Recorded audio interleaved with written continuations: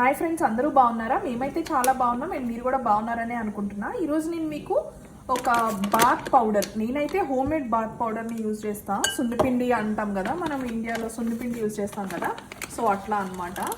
నేనైతే శనగపిండి వాడుకుంటా, ఎందుకంటే నాకు రైస్ ఫ్లోర్ పడదు నా ఫేస్కి, సో అందుకే నేను శనగపిండి వాడుకుంటా. ఇఫ్ ఇన్ కేస్ మీకు రైస్ ఫ్లోర్ కూడా ఫేస్కి పడితే గనక రైస్ ఫ్లోర్ కూడా యూజ్ చేసుకోవచ్చు. నేనైతే ఒక 3 స్పూన్స్ ఆఫ్ శనగపిండి వేసుకుంటున్నా అండ్ ముల్తానీ మట్టి ఒక 2 స్పూన్స్ వేసుకుంటున్నా.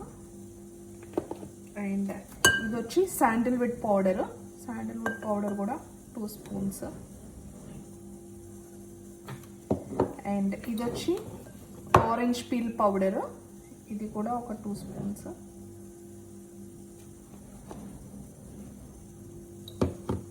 అండ్ ఇది వచ్చి అలోవెరా లీఫ్ పౌడర్, ఇది 1 టేబుల్ స్పూన్ వేసుకుంటా.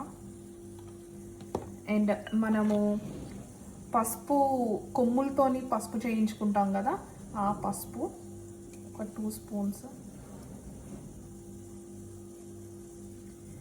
అండ్ ఇది వచ్చి rose petal powder,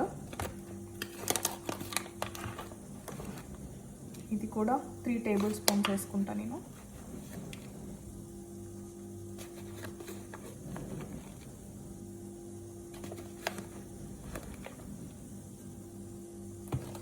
and neem leaf powder, ఇది మనకి ఏదైనా బాడీలో ర్యాషెస్ కానీ ఏమైనా ఇచ్చింగ్ కానీ ఉంటే మనకి యూజ్ అవుతుంది.